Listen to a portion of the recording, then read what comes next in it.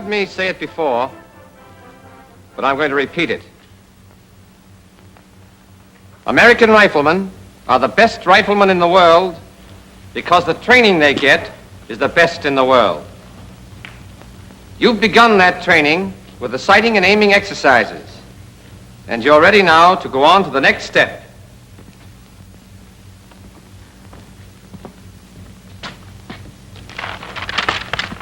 Position exercises. There are 4 firing positions: prone, sitting, kneeling, and the standing or offhand position. You know, any old-timer can walk down the firing line and come pretty close to picking out the men who'll do the best shooting. There's nothing mysterious about it. He simply spots the men who've taken the best positions. Good positions mean good scores. Poor positions mean poor scores. It's as easy as that. But here's the thing to remember. We're not teaching you these positions so that you can riddle off a string of bullseyes on the target range. We're teaching you to kill your enemy before he can kill you. If you're going to survive on the battlefield, you've got to be able to shoot fast and straight from any position. You've got to be able to drop into that position instantly, automatically, without thinking about it. And it must be correct the first time. Take a good look at these positions. They look easy. But you're not going to find these positions easy at first because they make you use muscles you never knew you had. But don't worry about that. We'll harden up those muscles. Your work in the position exercises also covers the use of the sling, holding your breath while aiming and aiming. We'll take up the sling first. Anyone here know the reason for the sling on the rifle? Carried with, sir? That's right. Any other reason? Peterson? Yes, sir. It's a big help in steadying the rifle. Check. That's the answer. Now let's see how we go about getting the effects of it. There are 2 ways to use the rifle sling. The first, like this, is called the loop sling. The other, called the hasty sling, is rarely used except in the standing position. And we'll show you how to adjust it when we come to that position. The loop sling is used in all other positions. Here's how to adjust it. Place the rifle butt on the right thigh and cradle it in the curve of your right arm so that you've got both hands free to adjust the sling. Unfasten the lower hook and refasten it near the butt swivel. This loosens the lower loop. Unfasten the upper hook and refasten it so that the upper loop hangs down to about the pistol grip. But it may need further adjustment. The correct place for the upper hook depends on the man. You'll get your fit by trying it out. After your instructor is satisfied you have the right pair of holes, mark them so that you'll find them at a glance. Twist the sling 1/2 turn to the left and insert the left hand through the upper loop from right to left. Slide the loop well up your left arm. Leave the loose end free and use both hands to work the upper hook and the first keeper down close against your arm. Then pull down the second keeper against the upper hook. This locks the upper loop in place against your arm and keeps it from slipping. You can't shoot with a loose loop sliding down your arm. Once the loop is correctly adjusted, move your left hand over the top of the sling and place it under the rifle against the upper sling swivel. The rifle must rest in the V between your thumb and forefinger and on the heel of your hand. Wrist straight, fingers relaxed. The sling must lie smoothly along your hand and wrist. If it doesn't, you've done something wrong. This is the way you hold the rifle. Now let's go over the loop sling adjustment once more. Place the butt on your right thigh, cradle the rifle in your right arm, unfasten the lower hook, refasten it near the butt swivel, twist the sling a half turn to the left, insert your left arm through the upper loop from right to left, pull the loop well up your arm, then work the upper hook and the first keeper down against it, and pull down the second keeper to lock the upper loop. So much for the loop sling. Your instructors will go over this detail with you. Are there any questions? Yes? Sir, with Japs and Germans shooting at you, like you said, looks like you wouldn't have much chance to get that sling on. Keep thinking like that, and you'll live to tell your grandchildren about it. You're right, of course. Use the sling whenever you have time to use it, because it gives you greater steadiness. After you've learned sling adjustment, you're ready to start work on positions. Let's take a look at the prone position first. In the prone position, the rifleman lies flat on his belly with his legs stretched out comfortably. His inside ankle bones are on the ground, or as near it as he can get them without strain. His spine is straight. His body makes an angle of 30 degrees or less with the line of aim. The amount of the angle depending on the rifleman's build. When you're trying out these positions, your instructors and coaches will help you to find the angle that suits you best. Thereafter, it's up to you to practice the position until you can drop into it without thinking about it. The sergeant here is well behind his rifle. His weight is relaxed forward against the sling. Thus, his body takes up the recoil, and he is not jolted out of position each time he fires. Look at his left hand and arm. The rifle rests on the heel of the hand in the V between the thumb and the first finger. His left wrist is straight. His fingers are relaxed. His left elbow is under the piece. It's vertical. I can press down hard on this rifle, and it'll give a little, then come right back to its proper position. But when the elbow is not under the piece, the least pressure will make the rifle sag way off to the side, because muscle instead of bone supports it.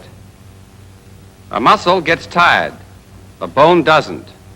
So remember, elbow under the piece. Now look at his right arm and hand. His right elbow is a little forward of his right shoulder. His right upper arm makes an angle of about 45 degrees with the ground. His shoulders are about level. The rifle fits into the hollow of his right shoulder. That's important. Raise your left hand and feel that hollow in your shoulder. Curl your shoulder forward, and the hollow is still more pronounced. Now look at Sergeant Higgins. See how snugly his rifle fits into that hollow? I don't want to see anybody in this company trying to shoot with a rifle on the point of the shoulder here. All that will get you is a sore shoulder. And that means flinching. And flinching means poor shooting. Grasp the small of the rifle stock firmly with your right hand. And get this. Put your thumb across the stock or on top of the stock, never alongside the stock. With your thumb in the right position, you've got a firm purchase for your trigger squeeze and a good support for your cheek. The finger goes inside the trigger guard against the trigger, and the finger is clear of the stock. You can use any part of your finger from the tip to the second joint to squeeze the trigger. What seems natural and comfortable to you will probably give you the steadiest squeeze, and for that reason is the best. Press your cheek firmly against the stock and on your thumb. Let your neck muscles relax and hold your head so that you're looking not out of the corners of your eyes, but straight ahead with your eyes level. That's the correct prone position. It varies a little with each man, depending upon his build, but there isn't much difference. You'll soon discover the exact position that suits you. From there on, it's a matter of practice. You will have targets to aim at in all of your exercises. Every time you get into position, align your sights on the target. A good soldier does this instinctively. He never even thinks about it. Here's something else. When you take any of the correct firing positions, you will find that the rifle aims naturally and without effort at some one point. If this point is not on the center of the target, move your whole body till the line of aim is the natural line. There's a good way to tell if your body is lined up correctly. After you're in position, close your eye and relax. Then when you open it, if you're on the center of the target, you're okay. If not, shift your whole body. If you shift the rifle independently instead of your body, you'll be in a strained, uncomfortable position. And no man can shoot his best when he's fighting his own muscles.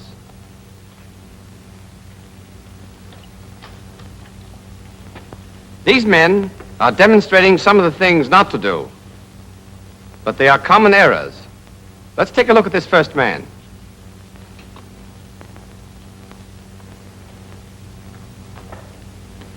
His body is at too great an angle with a line of aim. Now he's behind the rifle, as he's got to be. Look at this man's right elbow. It's too close to his body. He's unsteady. His left hand's too far back. And he's got his thumb alongside the stock. Now he'll assume the correct position.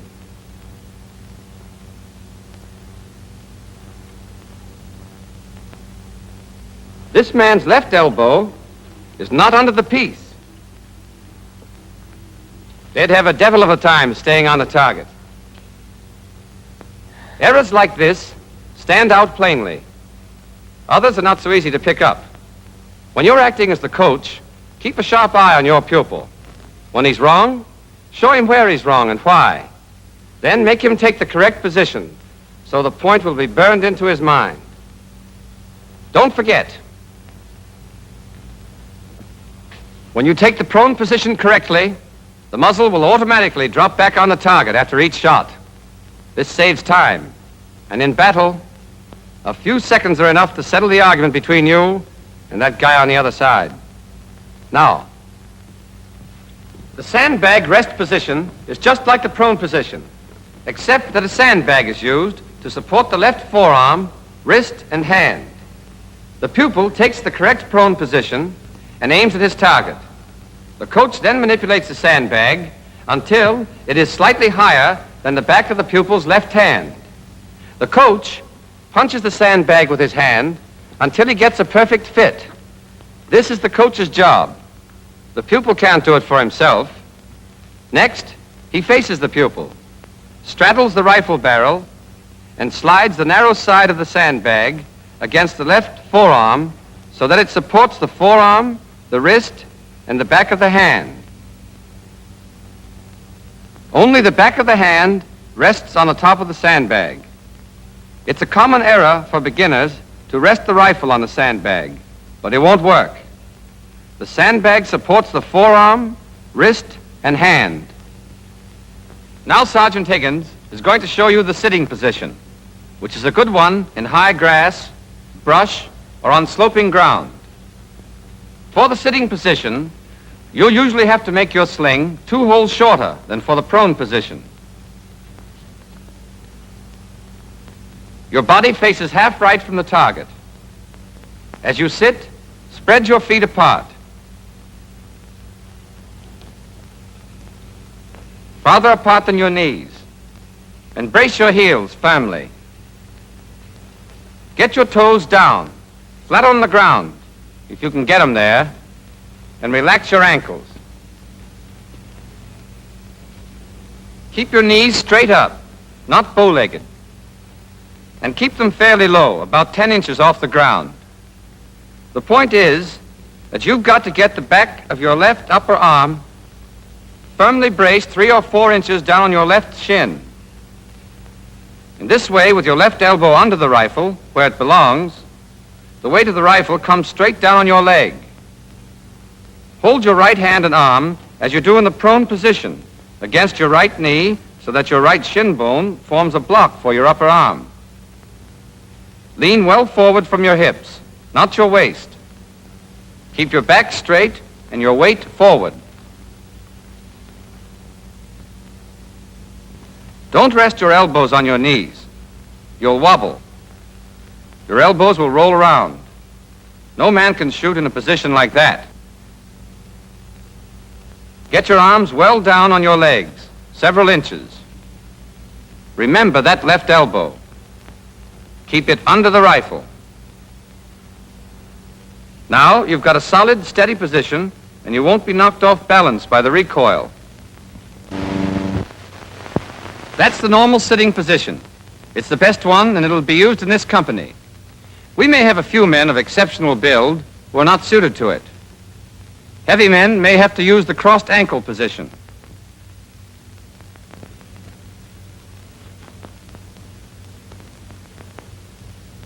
And men with exceptionally long legs may have to take the crossed leg position.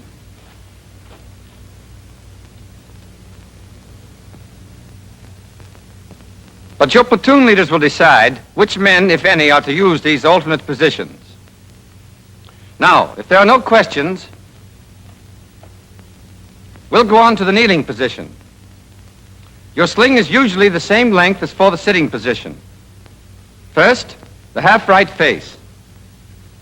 Then get down on your right knee and sit on your heel, so that your top of your foot is flat on the ground. It takes practice, but you can do it. With your heel inclined toward the target like this, your foot helps to brace you against the gun's recoil. Don't sit on the inside of your foot. Rapid fire'd make you bob around like a cork. Sit firmly on the top of your heel, with your weight well forward. Your left elbow is under the rifle and in front of your kneecap, never on top of your kneecap. The position of your left leg depends on your build. The taller you are, the farther to the front your leg will be. Your instructors will help you find the position that suits you best. But your lower left leg, as seen from the front, must always be vertical. Keep your right elbow comfortably high. This makes a snug seat for the rifle in the hollow of your shoulder. If you drop your arm too far, the hollow disappears and the rifle butt tends to move out to the point of the shoulder. Another thing, the lower right leg forms a right angle with the line of aim. At first you'll find the kneeling position unsteady, but don't worry about it. It will never be as steady as the prone or the sitting position, but practice will strengthen your muscles and increase your steadiness. This brings us to the standing or offhand position and the hasty sling, which is rarely used except in this position. Let's start with the sling. First, loosen the lower loop. Twist the sling a half turn to the left. Hold the rifle with your left hand just back of the upper sling swivel, and your right hand at the small of the stock, with the thumb well over on the left side. Then swing the rifle so that the sling falls high on your upper arm. Let go of the rifle with your left hand, pass it under and over the sling, and re-grasp the rifle near the upper sling swivel. The sling now lies smoothly along the arm and hand. It holds the left upper arm and stretches tightly across the chest. That's where you get support, and you need all you can get in a standing position. Adjust your sling for a tight fit. Your instructors will help you. When you get it right, mark it. All right, Sergeant, let's see that again. Here's how to take the standing position. Face right until you're almost at a right angle to the line of aim. Place your feet about 1.5 feet apart. Keep your body erect and well balanced. As you raise your rifle to firing position, fit the butt into the hollow of your shoulder, but higher than in the other position. High enough so that part of it can be seen above your shoulder from the rear.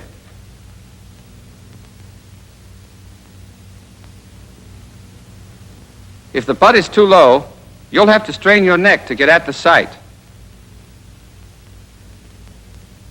If the butt is where it should be, your head and neck will be erect and natural. Keep your right elbow up. The higher, the better. At first, you'll find this unnatural and uncomfortable, but practice will fix that, and it gives you the power of all those arm muscles to take up the weight of the rifle. Here's an exercise that'll loosen up the shoulder joint. When you've done it enough, you'll be able to hold the rifle up with your right hand alone. The main job of the left hand is to steady the rifle, not to support it.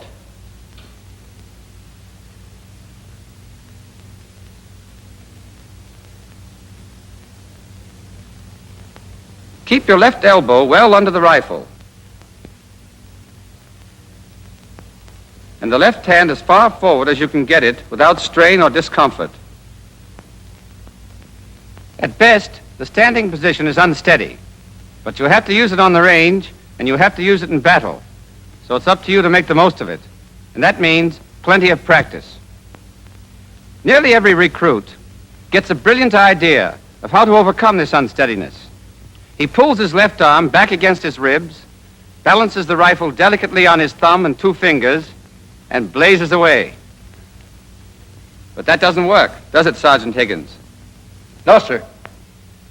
There's only one right way to hold the rifle in the standing position, and the sergeant is showing it to you right now.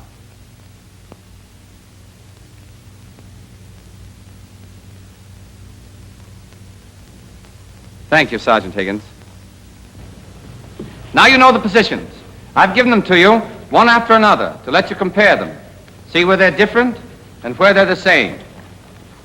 All except the standing position have these points in common.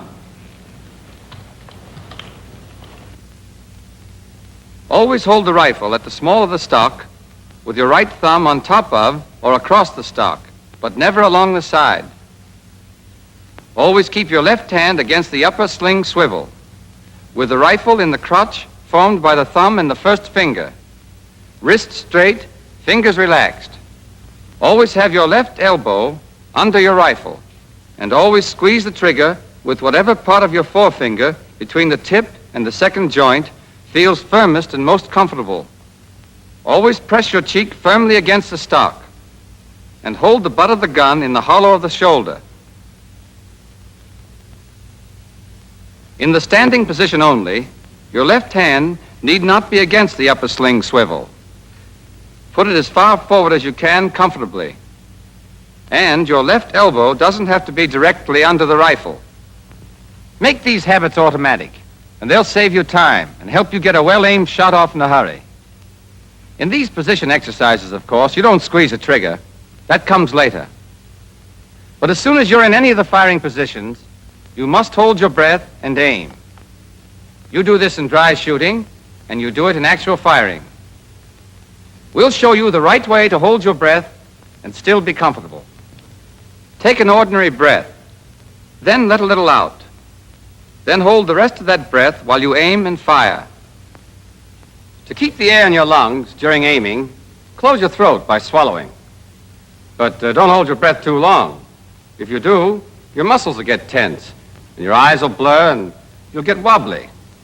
When this happens, relax for a moment and start over again. But don't think you can practically hold your breath. You either hold it or you don't. And while you're aiming and squeezing the trigger, you've got to hold your breath. Whenever you practice any of these position exercises, always check your position carefully. Close your eyes and then open them and see if you're on the center of the target. You must always have a target. Then hold your breath and aim. When you're coach, check your pupil carefully for all these points. Helps them. And it helps you, too. You learn from your pupil's mistakes. You know, it's a soldier's skill that brings him through a battle alive. And the degree of skill you attain as a soldier depends entirely on you.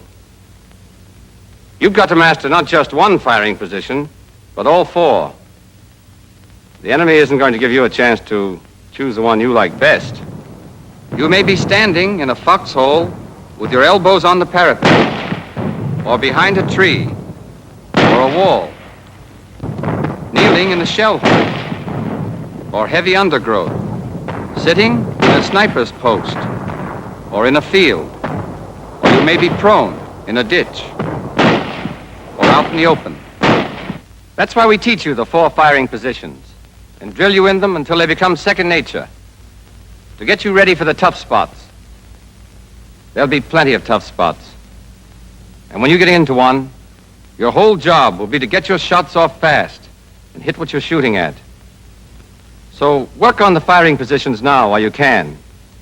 Later on, you'll be mighty glad you did, because you'll get your enemy before he gets you.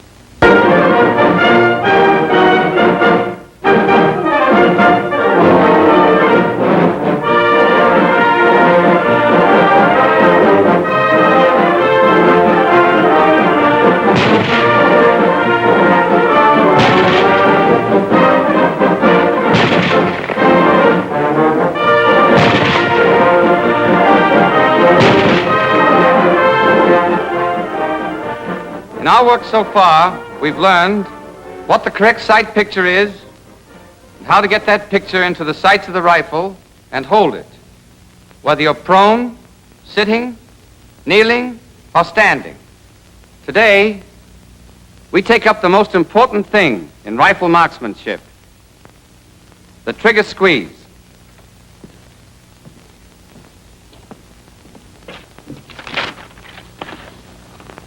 By that term trigger squeeze, I mean the process you go through to bring your trigger back and fire your rifle. You know, when I was learning to shoot the rifle, my coach was an old sergeant who had fought in everything from Santiago to the Argonne. When we got to trigger squeeze, he told me something that has stayed with me ever since. Soldier, the trigger squeeze is the heart and soul, the beginning and the end of all good shooting. With it, you can part the hair of any guy you're after as far as you can see. Without it, you might as well throw away your rifle and start heaving rocks, because you'll do a hell of a lot better. That old sergeant knew what he was talking about. You can be a ball of fire in your sighting and aiming. You can be red hot in your positions. But if you can't teach that trigger finger to squeeze, squeeze, squeeze, well, you better get yourself a supply of rocks, as my old sergeant suggested, because you're going to need them. Now, there's nothing difficult about the trigger squeeze. It's just a question of applying a smooth, increasing pressure to the trigger until the rifle fires. The trick is to apply that pressure so smoothly and so steadily that you can't tell when the rifle is going to fire. If you can't tell when the rifle is going off, you can't jump or jerk, or, as we say in the Army, you can't flinch. Have you ever seen an untrained person fire the rifle? This is what happens. He gets all set, gets into position, draws what he thinks is a fine bead on the target, and then closes both eyes and yanks the trigger. And he wonders why he never hits the target. Remember this. It's instinctive, natural, for every one of us to close both eyes and tighten up when we fire a rifle, if we know when that rifle's going off. But when you do that, you spoil your aim. You not only miss the bullseye, but you may miss the whole target. Now, there's only one way to beat nature on this proposition. And that is to squeeze the trigger so smoothly and to increase the pressure so steadily that you don't know when the rifle is going off. If you don't know the rifle is going off, you can't close your eyes and flinch and spoil your aim before the shot is fired. The worst you can do is bat your eyes after the rifle is fired. And that doesn't hurt anything because the shot is already on its way. Simple, isn't it? Now let's see exactly how you go about learning this trick in your dry shooting. You practice the trigger squeeze in all positions, but you start out in the prone position with a sandbag because that's the steadiest, and it lets you concentrate on the sight picture and squeeze until you get the hang of it. First, you take the prone position and adjust yourself until the rifle points at the target without effort.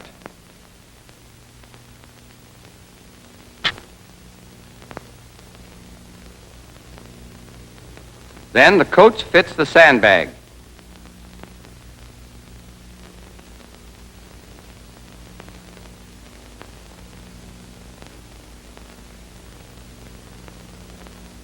The coach takes his position, and the exercise begins. Cock your rifle, hold your breath and aim. When you get the correct sight picture, take up the slack. By trigger slack, we mean the play between the trigger's forward point and the point where you first feel resistance. Take it up decisively. And while you're taking up the slack, you're starting your trigger squeeze. It's all one action of your finger, working by itself, independent of the rest of your hand. You press smoothly, straight to the rear, and you increase the pressure steadily from start to finish. Your rifle has a fixed pull, say about 4 pounds. When you take up your slack, you take up part of that pull. Your constantly increasing pressure takes up the rest of it. And then the trigger gives, and the rifle fires. But follow through. Hold your position. Hold your aim, and continue your increasing pressure. I'll tell you more about that later. What I want you to get now is this. If you squeeze the trigger properly, you can't know when the rifle is going to fire, and therefore you won't be able to flinch. You all understand that? There's another mistake all of us make when we first start shooting the rifle. Practically everyone has a violent impulse to yank the trigger the instant the sights come in correct alignment with a target. The beginner is tempted, particularly in the kneeling and standing positions, where the unsteadiness is marked. Your sights move a little, side to side, up and down. Finally, they come to bear exactly on the bull's eye. So, at that instant, you jerk the trigger. And this is what happens. You literally jerk your rifle clear off the target. You may not see it, because both of your eyes will probably be shut tight and your muscles taut and braced for the shock. But whether you see it or not, the result is the same. A wild shot. There's only one way to get hits, and only hits count on the battlefield. And that is to squeeze the trigger. Now, you've seen what happens when you jerk the trigger instead of squeezing it. I'm going to show you why it happens.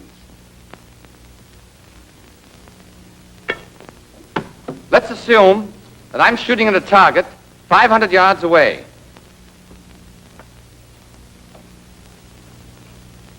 I've got my sights lined up on the left edge of the bullseye. Since the range is 500, I would be using a B target with a 20-inch bullseye. If I fired now, I'd hit the left edge of the black. Now I'm going to move the rifle 20 inches to the right. And let's assume that I've moved the butt and the muzzle exactly the same distance. In other words, my line of aim now is exactly parallel to my line of aim before I moved the rifle. If I'd fired then, I would have creased the left edge of the bull. Who can tell me where I'd hit if I fire now? Williams? It'd crease the right edge of the bull, sir. Right. Do you all understand that? I can move this rifle back and forth 20 inches. And if I fired it anywhere within that space, I'd still get a bullseye as long as I kept my lines of aim parallel. I move the rifle 10 inches to the left again, still keeping my parallel line of aim. If I fired it now, I'd hit the bullseye dead center. But now watch this.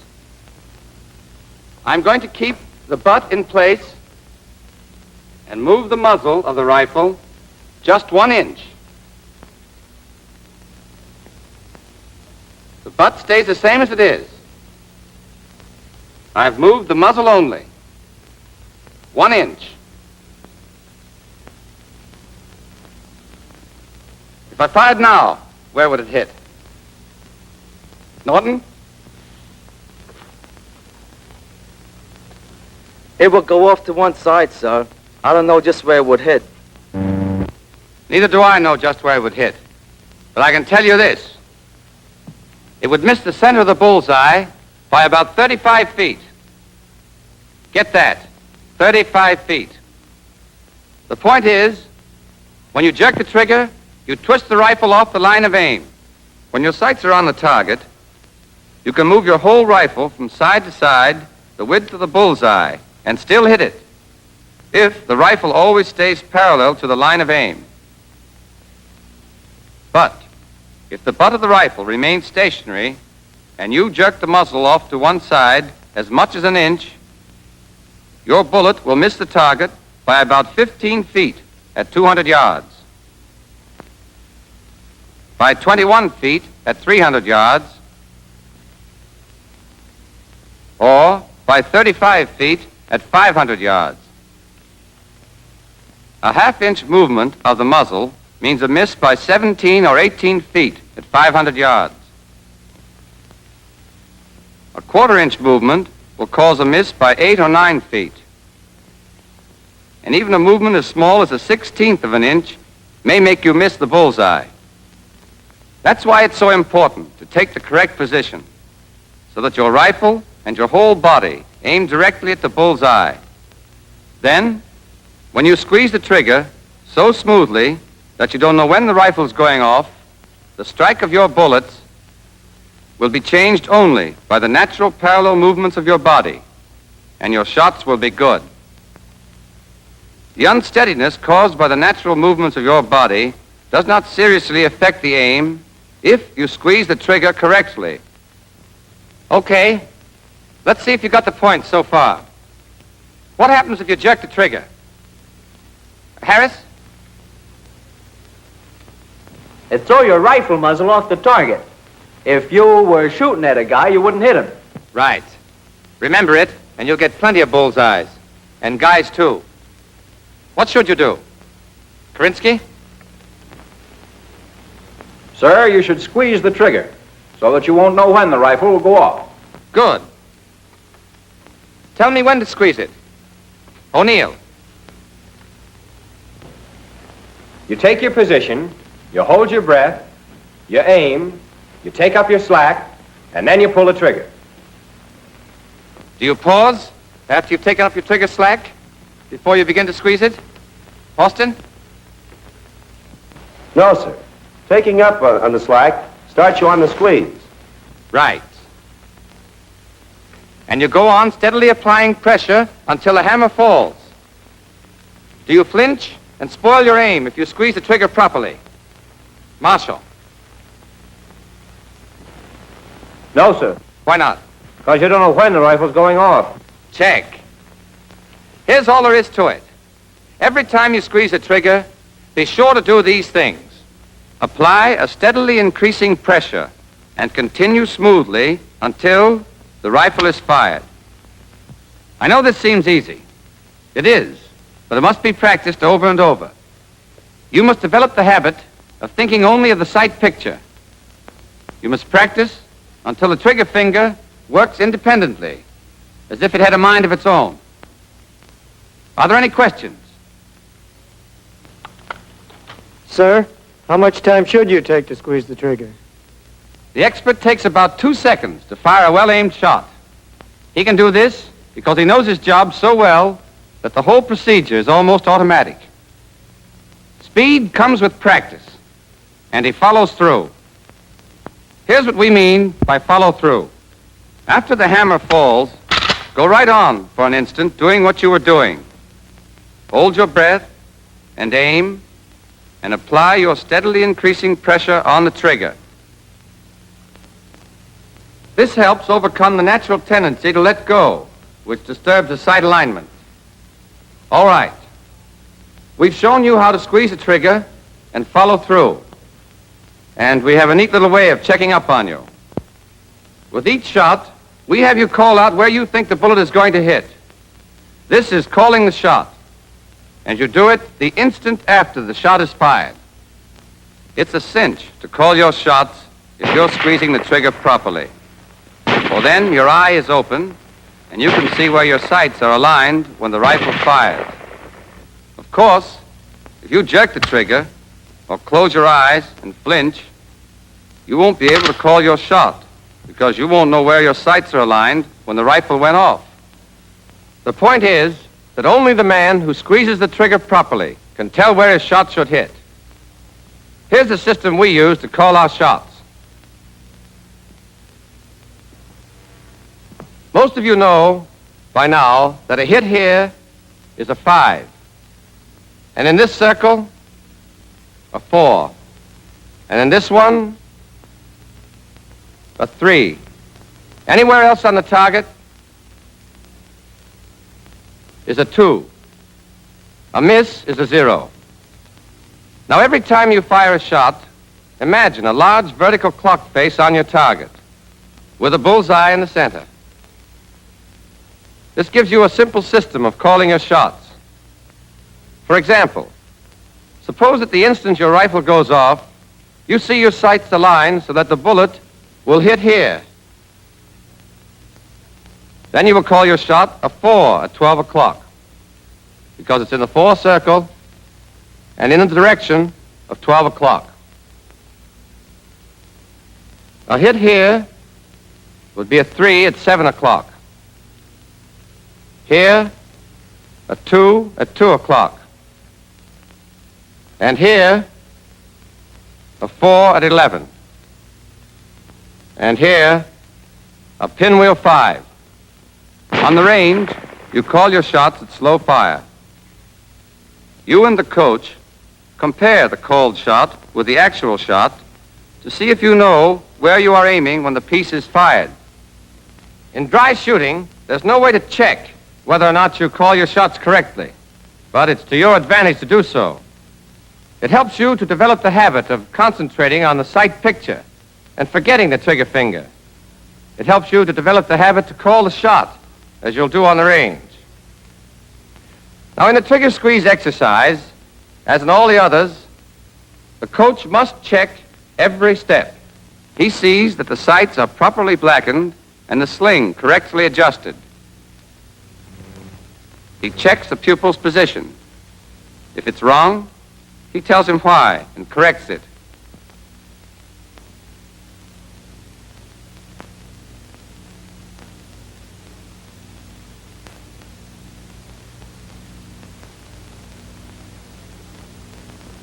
He keeps an eye on the pupil's back during aiming to make sure he holds his breath properly.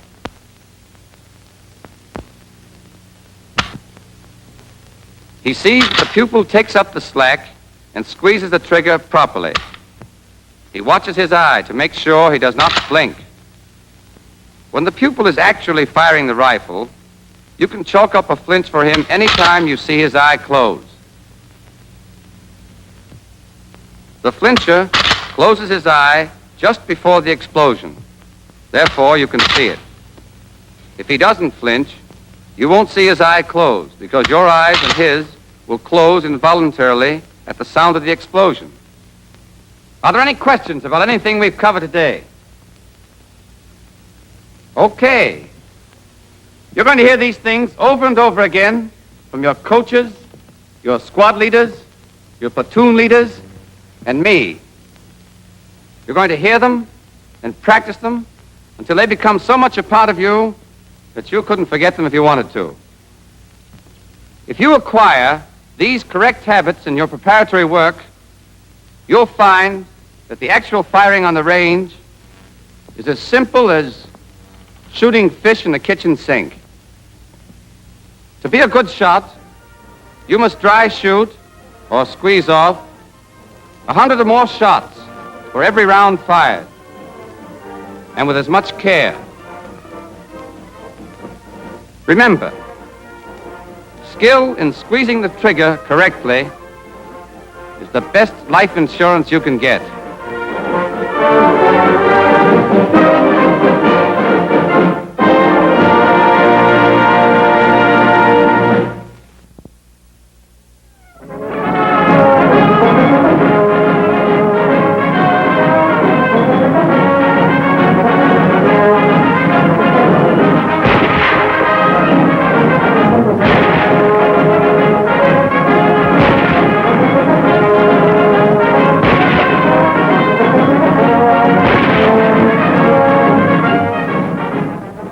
Everything we've been teaching you about the M1 rifle, sighting and aiming, positions, trigger squeeze, the whole course in marksmanship has been leading straight to the subject we're going to take up right now. Rapid fire exercises. But let me warn you right now about that word rapid. It does not mean taking just any position, or hurrying your aim, or jerking the trigger. It does not mean spraying bullets all over the landscape. Rapid fire means getting off well-aimed shots as fast as you can. It means firing as fast as you can fire accurately, no faster. The measure of your effectiveness in rapid fire is not shots per minute, but hits per minute. Remember that when you're on the range. And remember it when your target is a Jap or a German, who's just as anxious to kill you as you are to kill him. Keep calm and hit what you're shooting at. Suppose you're in a supply detail that runs into an ambush. You've got to drop into position and get your shots off fast. But they won't do you any good unless they're well-aimed shots. Or suppose you're in a defensive position. All of a sudden, your enemy's in close, charging you from all sides. Your first impulse is to start blazing away wildly. You must not. Keep hold of yourself. You've got to shoot fast, but you've got to make every bullet count. Don't lose your head, even though hell's breaking loose all around you. Stay cool and shoot straight, and you'll live to tell your girl about it. Coolness in battle comes from confidence in yourself, and confidence comes only from hours of practice. Slow fire and rapid fire, over and over, with a stopwatch looking over your shoulder. We teach rapid fire in 3 positions. In the prone position, and in the sitting position, which are the best, and the kneeling position. The kneeling position's none too steady, but there are times when it comes in handy, and you'd better be ready for just about anything. We don't teach rapid fire in the standing position, however. It's not worth it. In the standing position, you're not properly balanced for accurate aiming at high speed. The first thing you've got to learn in rapid fire exercises is getting into the right firing position in a hurry. You're allowed to choose the position you're going to take and to mark it.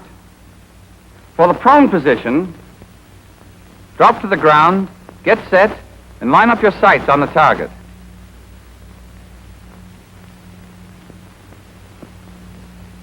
Mark the points for your right and left elbows and the butt of the rifle.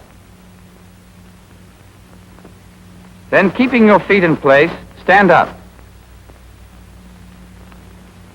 Hold the heel of the stock in your right hand. Now you're ready.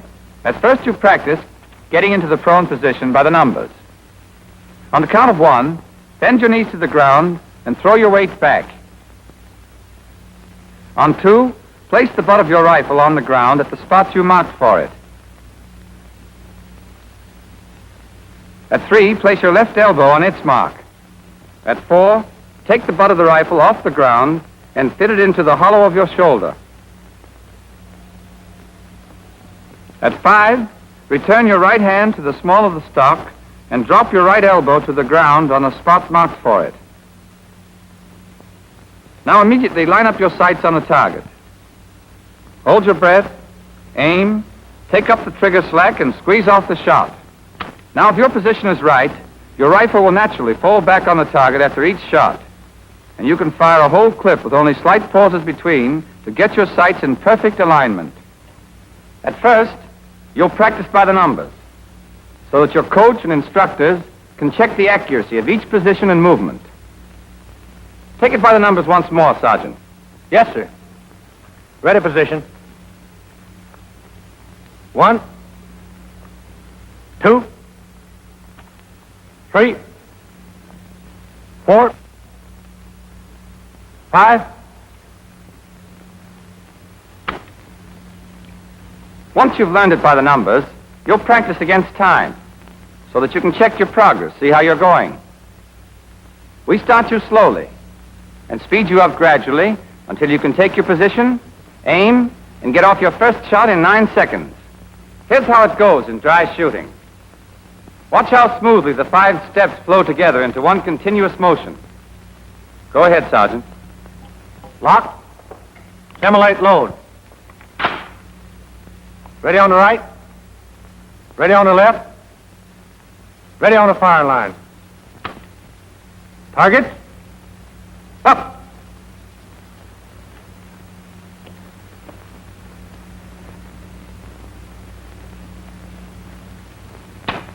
Time. 9 seconds doesn't sound like much time, but you've just seen that it's plenty for an experienced man.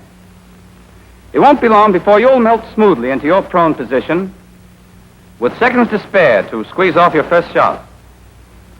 Naturally, the faster you get into a good position, the more time you've got to aim and fire. So, slip into position, and then take your time to get an accurate aim and a careful squeeze on that trigger. A near miss in 7 or 8 seconds is no good. What you want is a bullseye in 9 seconds. Try to get a smooth flow in every movement as you drop to the ground. Think of how it would look if every move were made very slowly. Targets. Up. 1, 2, 3, 4, 5. Now hold your breath and take a careful aim. 6, 7. Squeeze slowly and steadily on that trigger. 8. Time. Every one of you can do it as easily as that if you remember this one point. Do it as fast as you can do it right. Never hurry your aim or your trigger squeeze. Now for the sitting position. First, take the correct position and try it out to be sure the rifle points naturally at the target.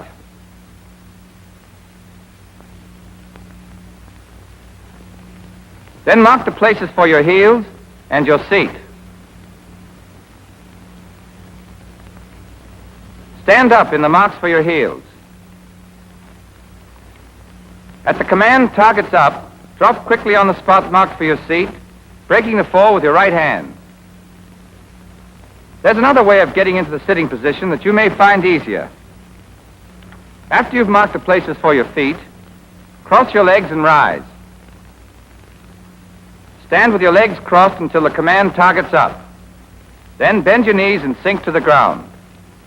This is quicker than the other method, but it forces you to take your eyes off the target while you set your feet in the places marked for them. Otherwise, the action is the same. Place your left elbow. Fit the rifle butt into the hollow of your shoulder and complete your firing position. Hold your breath, aim, and squeeze off the shot. With practice, you'll be able to go from the ready to the sitting position and get off your first aimed shot in 7 seconds. Sergeant, let's see that against time. Lock. Simulate load. Ready on the right. Ready on the left. Ready on the firing line. Targets. Up.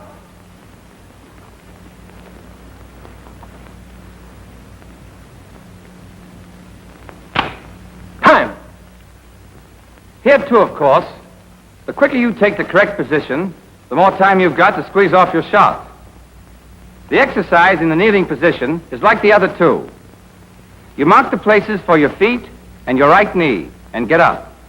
On command, you lock, load, and stand ready. When you hear targets up, take the kneeling position you've marked, hold your breath, aim, and squeeze the trigger. With practice, you'll be able to go from the ready position to the kneeling position and get off your first shot in 7 seconds. Targets. Up. 1, 2, 3, 4, 5, 6. Time. I've said the place to save time in all three of these exercises is in taking your positions. But don't misunderstand me. That does not mean scrambling into the wrong position in a hurry. In rapid fire, just as in any other phase of rifle work, you've got to be in the correct position before you start to aim. After you've learned to take the 3 firing positions and squeeze off your first shot at the required speed, you're ready for the cadence exercise, the purpose of which is to develop a rhythm, a regular beat, at about 3-second intervals. For one thing, it's easier to work smoothly in a regular cadence. For another, on the range, you're allowed a limited time to take your position, fire your first clip, reload, and get off your second clip.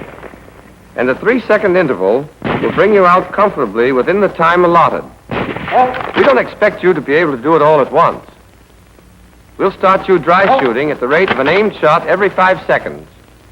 Then every 4.5. Then every 4. Which in dry shooting corresponds to 3 seconds on the range, because the hand operation of the piece is slower than its actual operation in firing. Here again, the coach and pupil method is the best. The pupil simulates firing while the coach works the operating rod handle. To keep the bolt from being held in the open position when it is thrown back, the coach puts a small block of wood in the clip.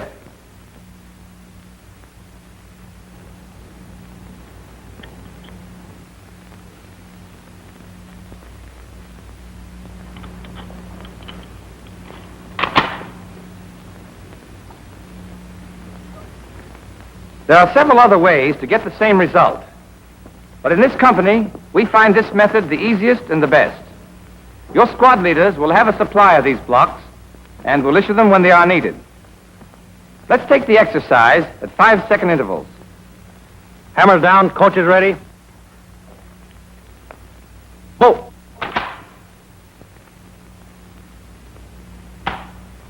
Bolt. Bolt. Bolt. Bolt. Bolt. As I said before, in these exercises, the coach is just about as important as the rifle. In the cadence exercises, when he forces back the operating rod handle, he acts as part of the rifle. In doing this, he must not lean against the handle. He strikes the handle sharply and immediately removes his hand so that the bolt can snap back into position. It's a good idea for the coach to wear a glove or wrap a handkerchief around his hand. Strike that operating rod handle a couple of 100 times if you want to know why. Notice that the coach strikes the handle only when the command bolt is given by the instructor. But notice, too, that the command is given whether or not the rifleman has squeezed off his shot. If the pupil is late, the coach does not operate the bolt, but waits for the next command after the pupil is fired. You'll do this exercise a minute at a time, in the prone, then in the sitting, then in the kneeling position, gradually speeding up the cadence until you're proficient.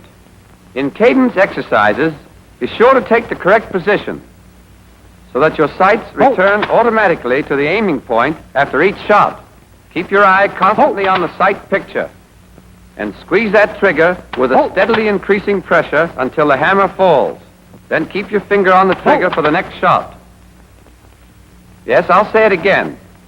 It's constant drill in speed and accuracy that makes the expert rifleman. But even constant drill won't do you any good unless you make each movement right every time. After you've learned to fire in cadence, you'll move on to 2 exercises in simulated rapid fire. For the first of these, you'll use the clip with the wooden block.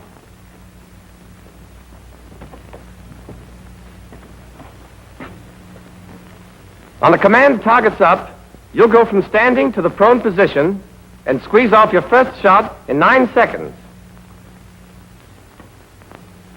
Then, you'll get off each of the next 7 rounds of your first clip at 4-second intervals.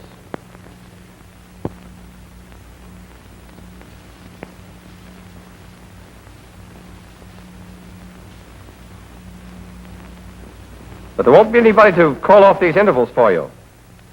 Your cadence exercise will have taught you the rhythm. When you hear 8th round, reload, you'll simulate reloading. And you'll have 9 seconds to do it and squeeze off your 9th shot. Once again, 4 seconds each for the next 7 rounds.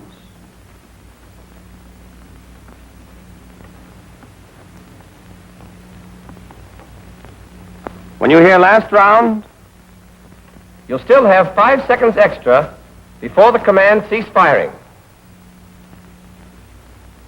This exercise is done in a total of 79 seconds. All right, let's see how it goes. Lock. Simulate load. Ready on the right. Ready on the left. Ready on the fire line. Target. Up.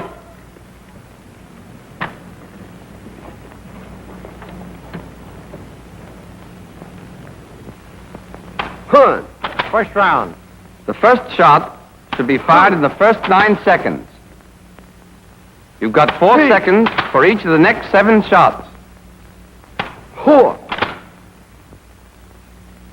Ha. 6. 7. Your 8th shot should be off by the time you hear this. 8th round. Reload. Remember, you count your own shots. If you fired the 8th round before you hear reload, you don't have to wait. Reload immediately. 10. 7. 12. 13. If you keep your fire rhythmical and steady, you'll get off your last shot just as it's called. 15. 16. Last round. If you don't, you still have 5 more seconds to finish up without hurrying. Firing. That's your first exercise in simulated rapid fire. But before we go on, there are several things I want to point out. In all of your rapid fire exercises, be sure to count your shots aloud, as you heard Private Oss do just now. By counting the shots, you know exactly what's left in your clip, and you're ready to reload when you should, which saves time. But there's another reason. You've got to use the air in your lungs to call the number, and that forces you to breathe at just the right time. But don't get the idea that counting aloud is just a training exercise. You'll call the numbers out in battle, too. And your reasons for doing it will be the same, but a whole lot stronger. In combat, knowing when to reload will save more than time. Getting caught with 1 round in your rifle when the enemy is coming at you is as good a way as any to put an end to your career. When you're firing, keep your eye on the target all the time. Don't look away. If you squeeze your trigger properly, the recoil will jerk your head up a little, but it'll fall back with the rifle. And when you have to look away to reload, be sure you get back on the right target. On the range, the prettiest dead center 5 on the wrong target goes down on your score as a 0. And remember, the habits you're forming now are the ones you'll take with you into battle, where your target is hard to see and is easily lost. In dry runs, the command bolt is not given. The coach listens for the click of the hammer and strikes the operating rod handle back the second he hears it. When you simulate, or pretend, to load that second clip, don't hurry it. If you do, you'll only cheat yourself out of some valuable training. Don't do it as Private Auster's doing it now. That kind of exercise is worse than none because it creates bad habits. Go through your simulated reloading exactly as if you were handling a clip. A fumble in reloading when you're firing for record would knock your score into a cocked hat. That's your first exercise in simulated fire, and you'll practice it in the prone, sitting, and the kneeling positions.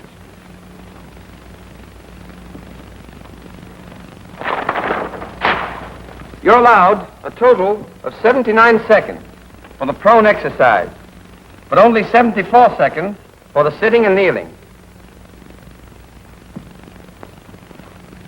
7 seconds instead of 9 to take the position and fire the first round. 8 seconds instead of 9 to reload.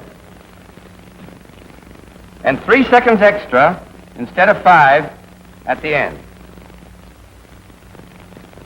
Except for the positions and time, the sitting and kneeling exercises are exactly like the prone. The purpose is to teach you to keep the proper cadence, even though no one is calling bolt. Once you've learned this, you'll repeat the series using dummy rounds and no wooden block. The timing is the same, and the performance is the same. But with dummy rounds, you must learn to load a fresh clip quickly, and that's a trick in itself. As you take the clip from your belt, grasp it at the base and near one edge between your thumb and forefinger. Then carry it forward, swinging it up until the bullets point forward. Place the clip in the receiver and slide your thumb forward along the top of it to the center of the cartridge. Double your fingers up, out of the way. Raise your arm and press the clip down into the receiver until the clip latch engages. As you raise your thumb, the operating rod handle should snap forward. If it doesn't, strike it with the heel of your hand, and your rifle is ready to be fired again. Here's how a trained rifleman reloads in the prone position.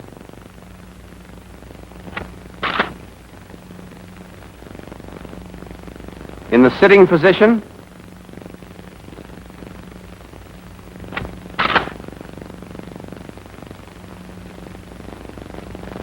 and in the kneeling position.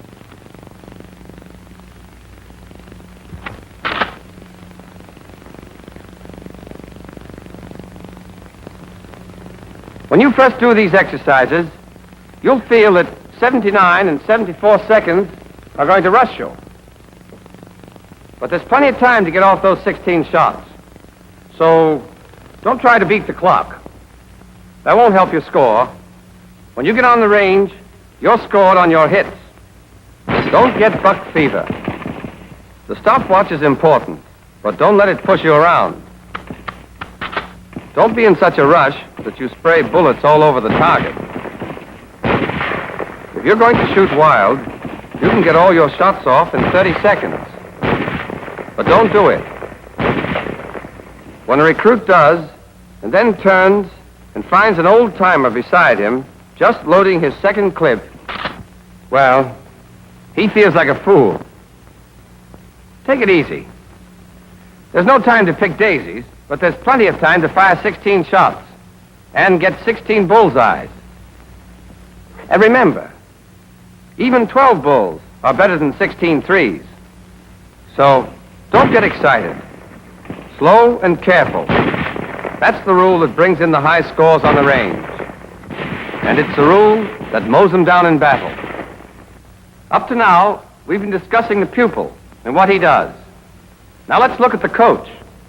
In rapid-fire exercises, he's got plenty to do, and not much time to do it in. In addition to his other duties you already know about, he makes sure the pupil takes his position quickly and without waste movement.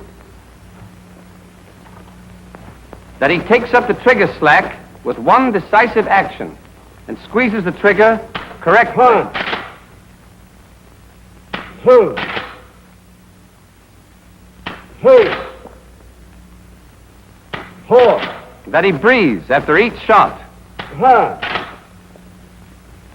6, That he keeps his finger on the trigger. 7, 8, And that when he reloads from the belt, he doesn't fumble.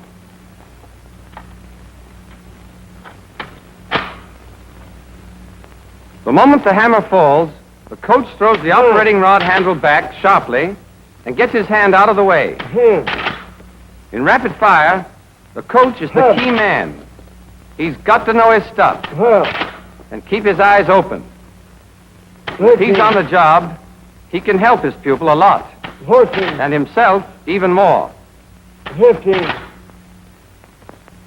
16, Any questions on rapid fire? All right, let's sum up. Rapid fire is slow fire speeded up a little. In rapid fire, just as in slow fire, you take the right position, hold your breath, and aim properly, and squeeze your trigger smoothly, even if you take a little longer than you should. Speed? Yes. We count the seconds you take, and we work you against the stopwatch. But speed is worse than useless unless you do everything right every time you do it. Take it slowly at first, and make every movement exactly as you should. Speed will come of itself. And it won't be long before the right way is the natural way for you. The only way. Then, when you find yourself in a tight spot in battle, you won't lose your head and blaze away wild. That's the quick way to the cemetery. And for my money, a good soldier is a live soldier. Dependable habits will make you calm and cool and confident, and you'll hit what you're shooting at.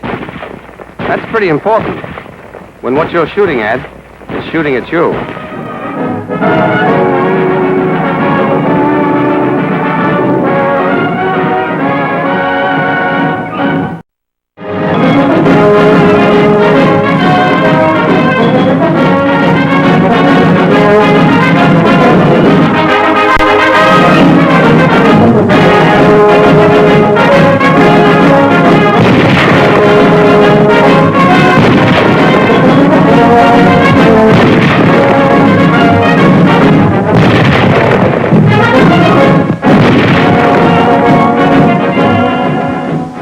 Okay, so they give you the best rifle in the world.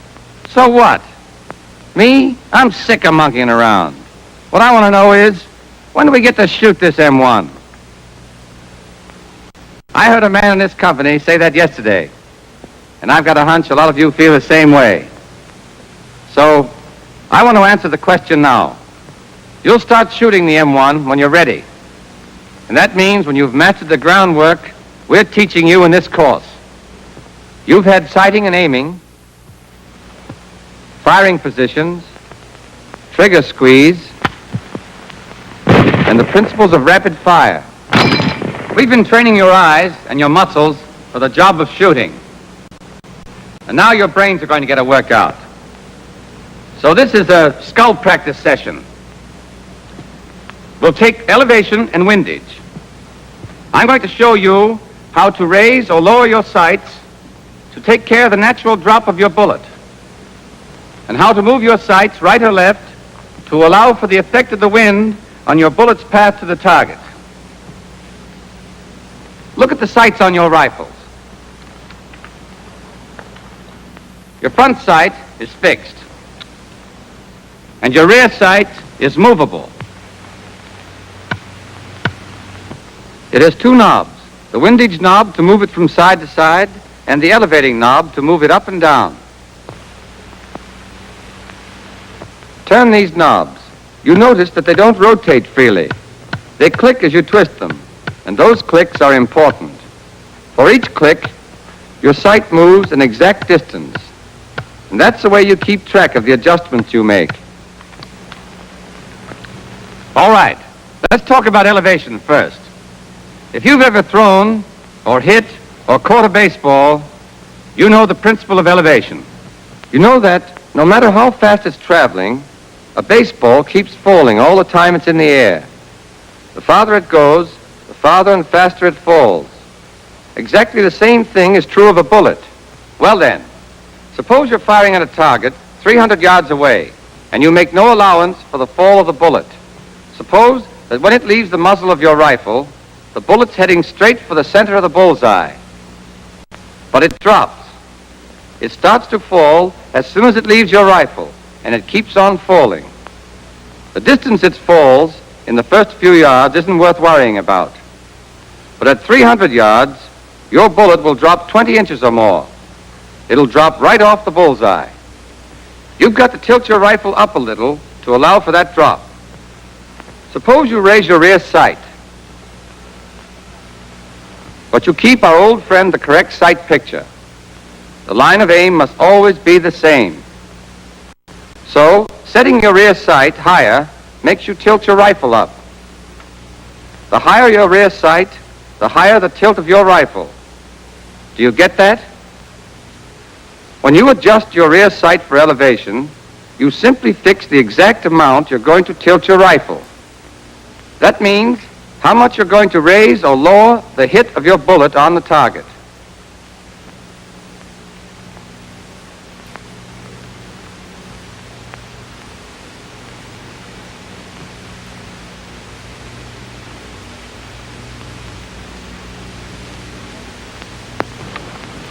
And since your front sight is fixed and your rear sight stays where you set it, you make precisely the same allowance for every shot you fire.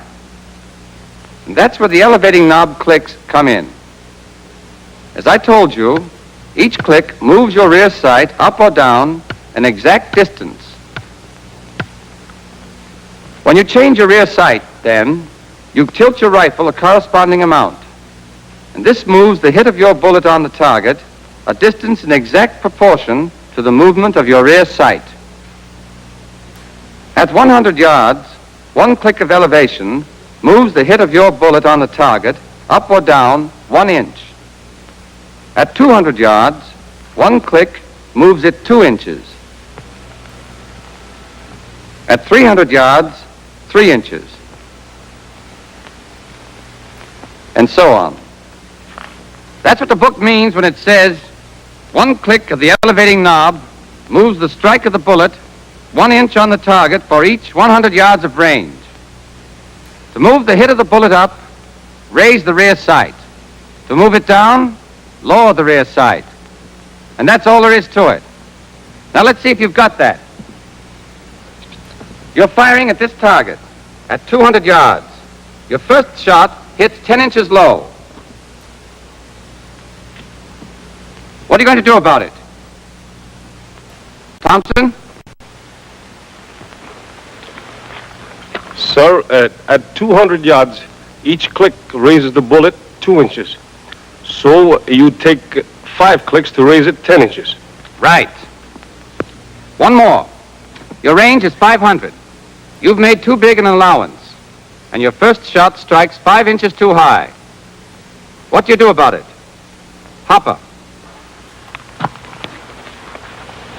Sir, 5 inches at 500. You'd have to bring the rear sight down. Why, just one click. Right again. Each click moves the strike of the bullet 1 inch for each 100 yards. Do you all see that? All right. Let's move on to windage. You may have heard that windage is tough, but don't let it throw you. It's no more mysterious than elevation. There may be a few more things to keep in your head, but take it easy, and you won't have any trouble with it. Now, you might find it hard to believe that the wind can have much effect on anything as small and fast-moving as a bullet, but you can take my word for it. Any wind, unless it's coming from straight behind you or straight in front of you, is going to blow your bullet off its course. Take it as we did elevation. Suppose you're firing at 300 yards and you make no allowance for the wind. Suppose that when the bullet leaves the muzzle of your rifle, it's heading straight for the center of the bullseye. But there's a wind from your right. That wind keeps pushing your bullet to the left, forcing it off your line of sight and off the target. Once again, you've got to make an allowance.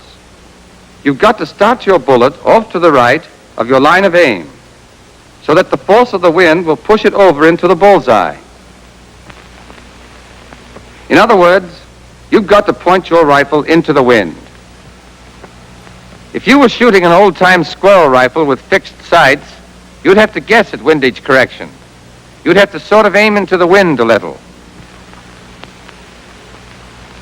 Fetch a jug of coal and you can't get that dark crow that's won through the hay. You're on.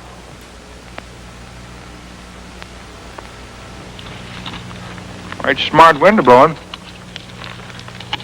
I guess she'd take about 5 inches off toward the right.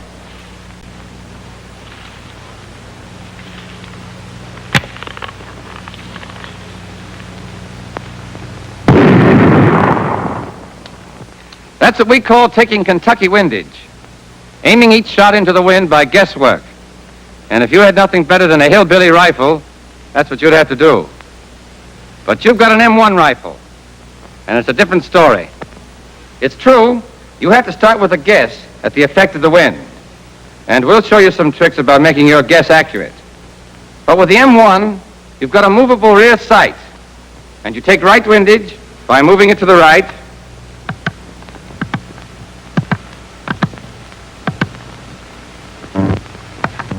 left windage by moving it to the left.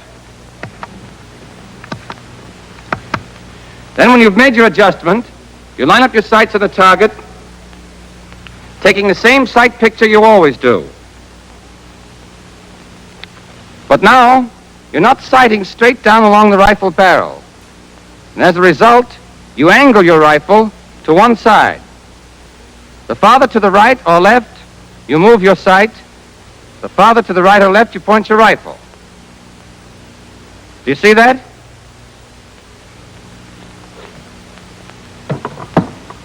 Well then, when you adjust your sights for windage, you simply determine how much to the right or left you're going to point your rifle. Once you set your sights, they stay put. So, till the wind changes, and you have to make a different allowance, you can be sure you've got the same angle every time. How about those clicks in the windage knob? Like the clicks of elevation, each click of windage moves your rear sight right or left an exact distance. As a result, you angle your rifle right or left a corresponding amount. And that changes the strike of the bullet on the target a distance in exact proportion to the movement of your rear sight. So it all boils down to this.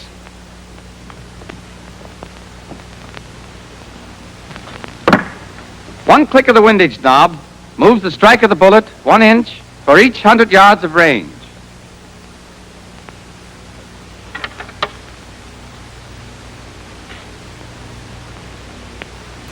At 100 yards, one click to the right moves the strike of the bullet 1 inch to the right.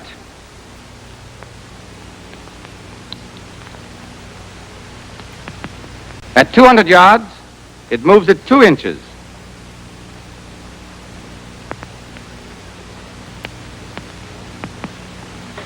At 300 yards, 3 inches, and so on. Let's see if you understand that. Your range is 300 yards. You fire a trial shot which strikes the target 9 inches too far to the right. Which way will you move your rear sight? Right or left? Keen? Sir, you've got to move the bullet to the left. So you move your sight to the left. Correct. You move your rear sight in the direction you want to move your hit. You take left windage. Now, there's an error of 9 inches at 300 yards. How many clicks of left windage do we need? Fines? At 300 yards, well, one click moves at 3 inches, so you take 3 clicks left windage. Don't you, sir? You do. Any questions? Okay. Suppose your shot hit 6 inches to the left of center. What would be your correction if the range were 200 yards? Paul? Sir, at 200, one click would be 2 inches. So it'd be 3 clicks right windage to move the hit to the right. Good. 3 clicks right windage to move the hit 6 inches right at 200 yards. Now, your target is at 500 yards. Your hit is 10 inches right of center.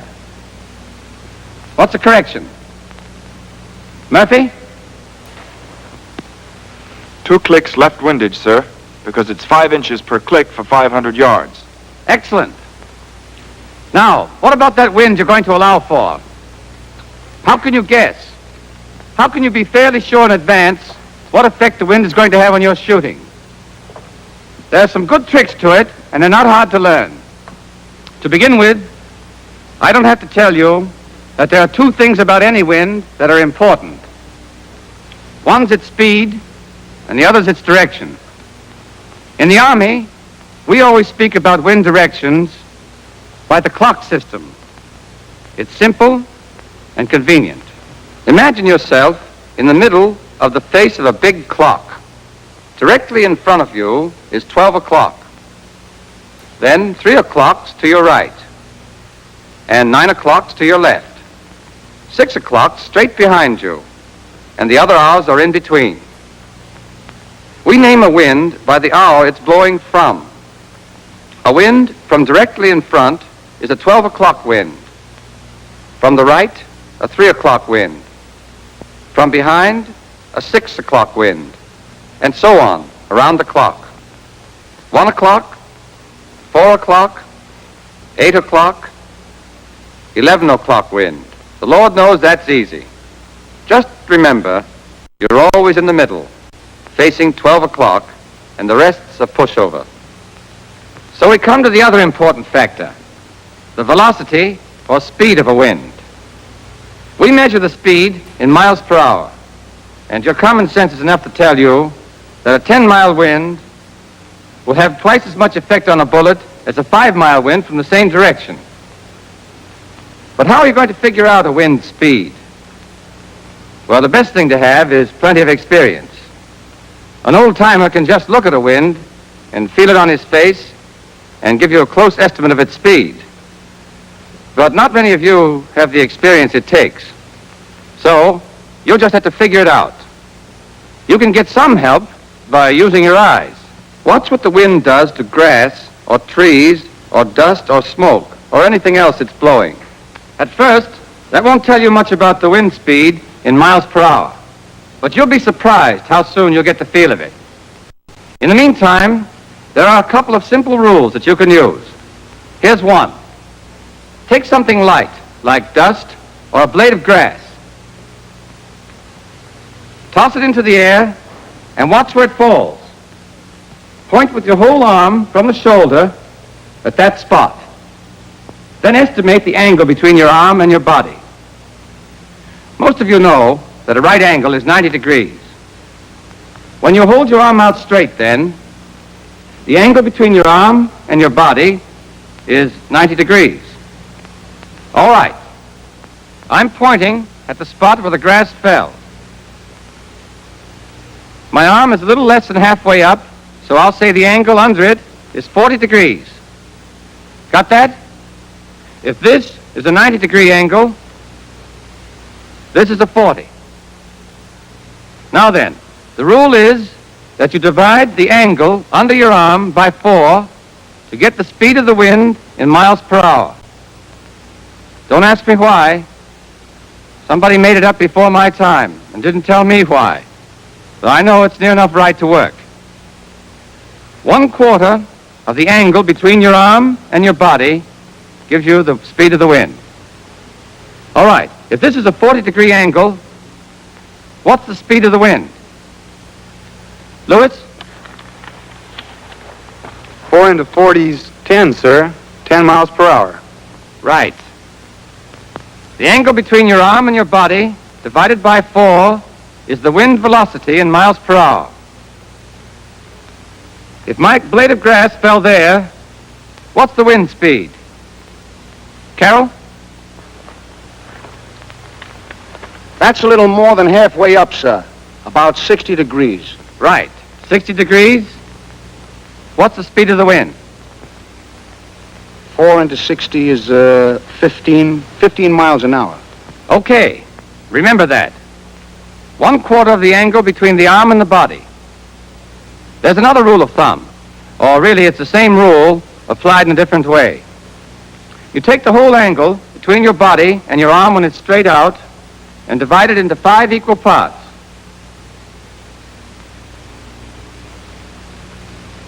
Then each of these parts represents a wind speed of 5 miles per hour.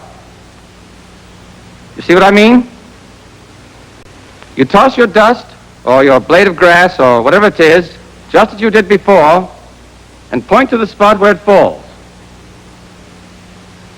Then you work it out this way. 5 miles per hour, 10 miles per hour, 15 miles per hour. Questions? Of course, you won't always have to work the wind out for yourself. This man's army believes in cooperation. If somebody knows the wind speed already, ask him. On the range, ask the man ahead of you. In battle, ask the next man down the line. And if anybody asks you, tell him. Only don't tell him unless you know what you're talking about. Well, now you know how to designate wind direction and how to figure wind speed. You're able to get the information you need to set your sights for the effect of the wind. How are you going to turn this information into clicks of your windage knob? One way is to refer to windage diagrams in your scorebook. These charts work out the corrections for you and will be explained in detail by your platoon leaders. But you don't take your scorebooks into battle. In a scrap, you estimate your wind, do the figuring in your head, and set your sights, but quick. So learn how to do it now, while you've still got time to think about it, and get your questions answered. Ready? Hold on to your hats. Here we go.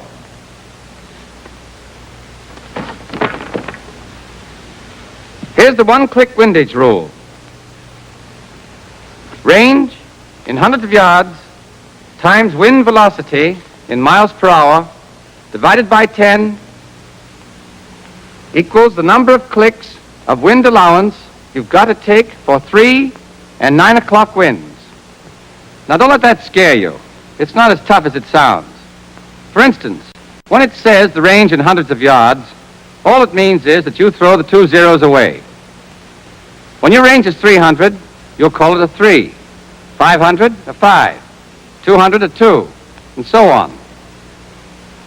The wind in miles per hour is what we've just been talking about. It'll turn out to be some perfectly harmless number like 8, or 12, or 18, or 20. So, relax.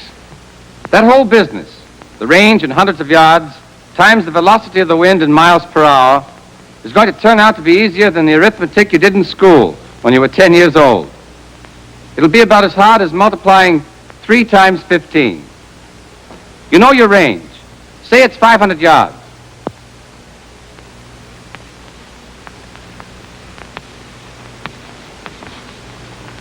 Well, that's 5. Your wind's from 3 o'clock. You estimate its speed. Say 8 miles an hour.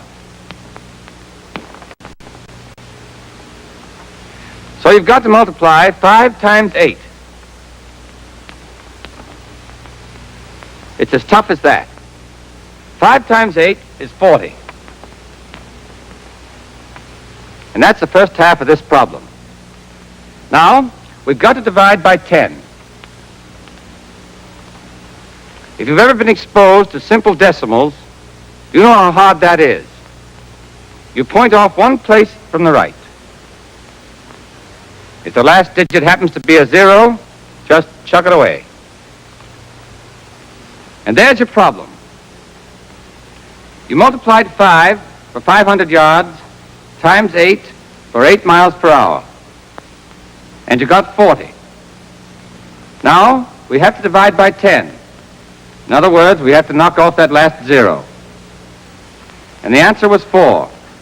So 4 is the number of clicks of wind allowance you must take.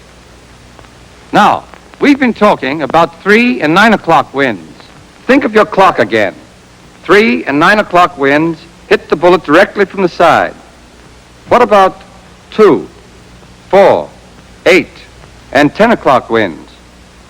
That is, the winds within 1 hour on each side of 3 and 9 o'clock. These winds are not directly from one side or the other, but they're so close you don't bother about the differences. In other words, the rule holds for all winds that are generally from the side. You make no allowance at all for 6 and 12 o'clock winds, because they do not blow the bullet out of line. So what winds does that leave us?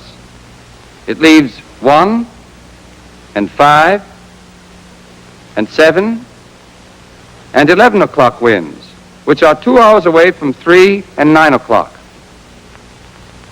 They strike the bullet only a glancing blow and affect it only about half as much. So for them, you take half as many clicks of windage. Here it is, all in one rule. Range in hundreds of yards times wind velocity in miles per hour divided by 10 equals the number of clicks of windage correction. Use full correction for 2, 3, 4, 8, 9, and 10 o'clock winds. Use 1/2 of that correction for 1, 5, 7, and 11 o'clock winds. Use no correction for 6 and 12 o'clock winds. And there it is. Now I'll do one more problem for you. Your range is 300 yards.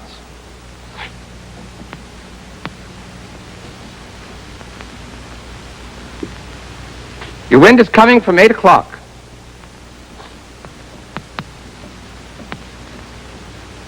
And you estimate its speed to be 12 miles an hour.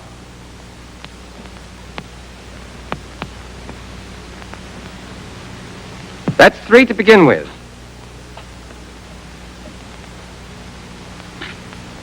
Times 12 equals 36. Divided by 10, 3 and 6/10. Am I in trouble? I can't take 6/10 of a click. What am I going to do? I'm going to take 4 clicks. That's the rule. 1 full click for any fraction you have left over in figuring. If your answer were 2 and 2/10, you take 3 clicks. If it were 5 and 8/10, you take 6. You take 1 full click for any fraction left over. All right. Let's see if you can work it out.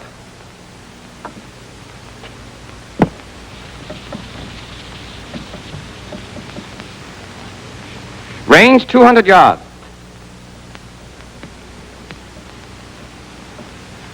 Your wind's a 9 o'clock wind and an estimated speed of 9 miles per hour.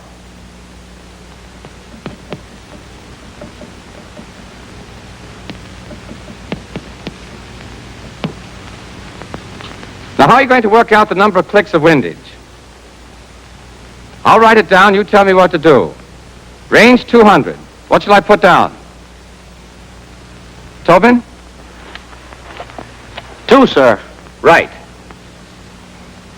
Your wind's from 9 o'clock. You estimate its speed at 9 miles per hour. What do I put down? 2 times 9, sir. That's 18. Right.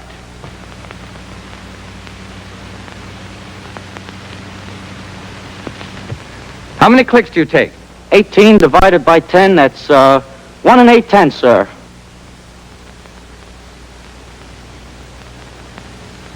Right. Now how many clicks? 2 clicks, sir. Left windage. Good.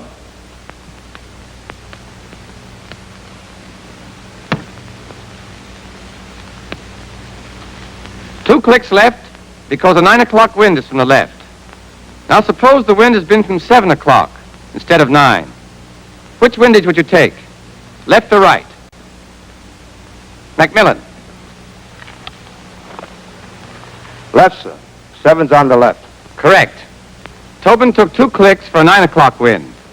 What would you take for a 7 o'clock wind? 1 click, sir, because 7's is 2 hours away from 9. So you take only half as much. Good. Do you all see that? Now here's another.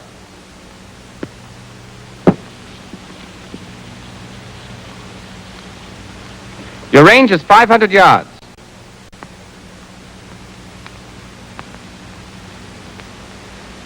Your wind's from 1 o'clock. And your estimated speed is 12 miles an hour.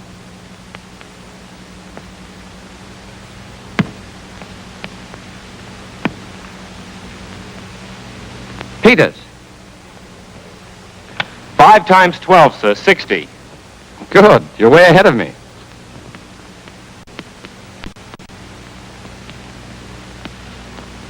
Then what? Divide 60 by 10, throw away the 0, gives us 6. But a 1 o'clock wind takes only 1/2 the number of clicks. So it's 3 clicks. Good.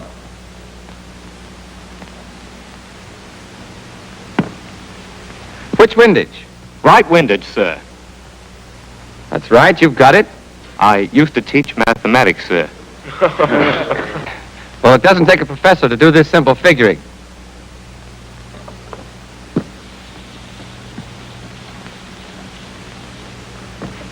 Now, you're on a range 300 yards. Your wind's from 4 o'clock.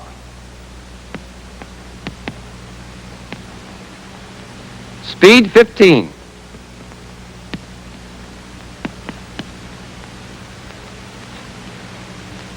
Farinetti. Sir, that's 3 times 15, that's 45, sir. Right.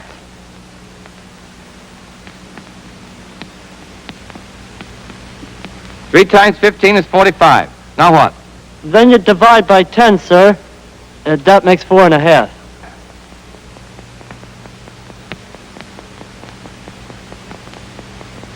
Good. How many clicks of windage? Well, like you said, sir, a guy can't take a half a click, so that'd make 5 clicks, sir. Good again.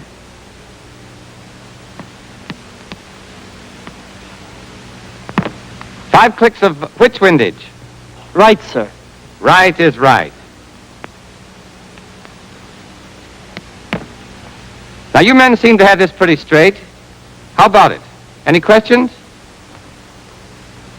Good. Only be sure to remember all this. If any questions bother you, ask them. Now we'll cover all the ground we've gone over so far. We started out with elevation.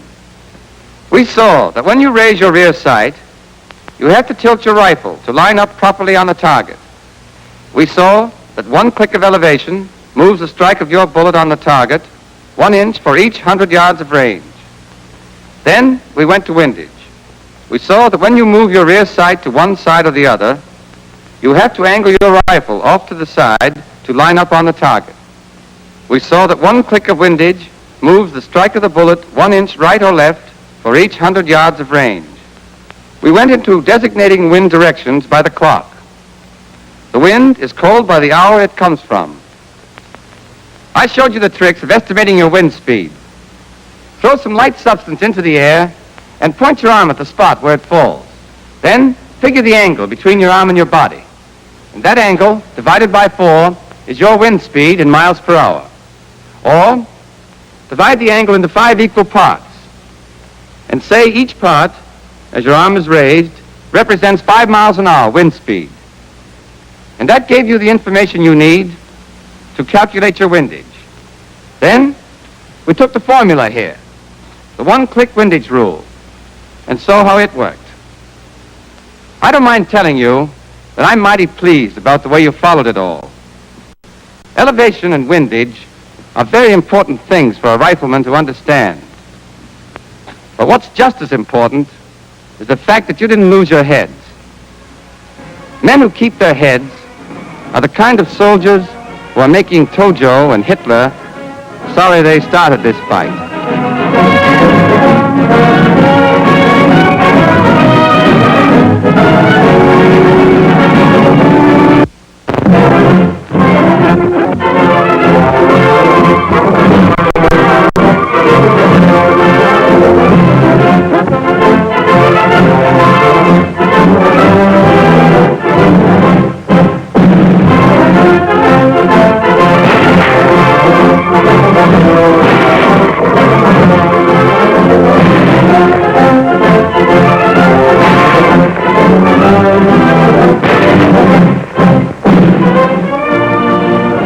I don't know whether you've noticed it, but my talks to you have been one butt after another.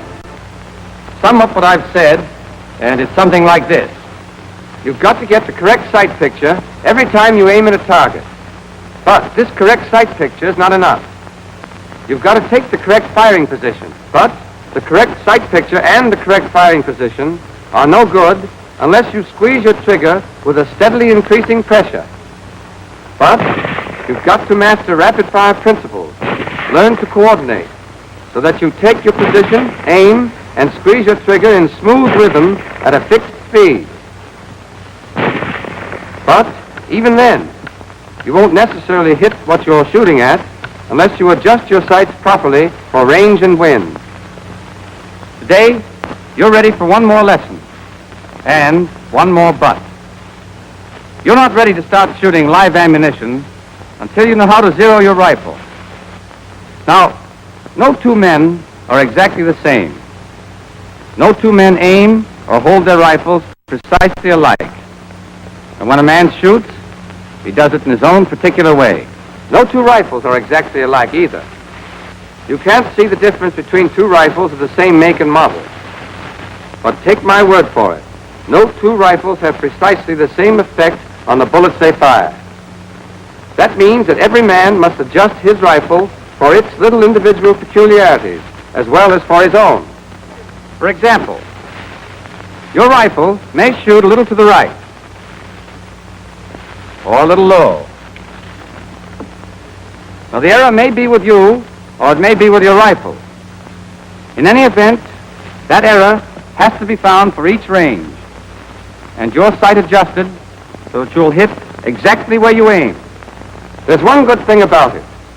Once you know your zeros, you know them for keeps. As long as you've got the same rifle, those zeros won't change. So you keep them in your scorebook, and you fix them in your memory. They're your zeros, and you need them in your business. All right? How do you go about zeroing?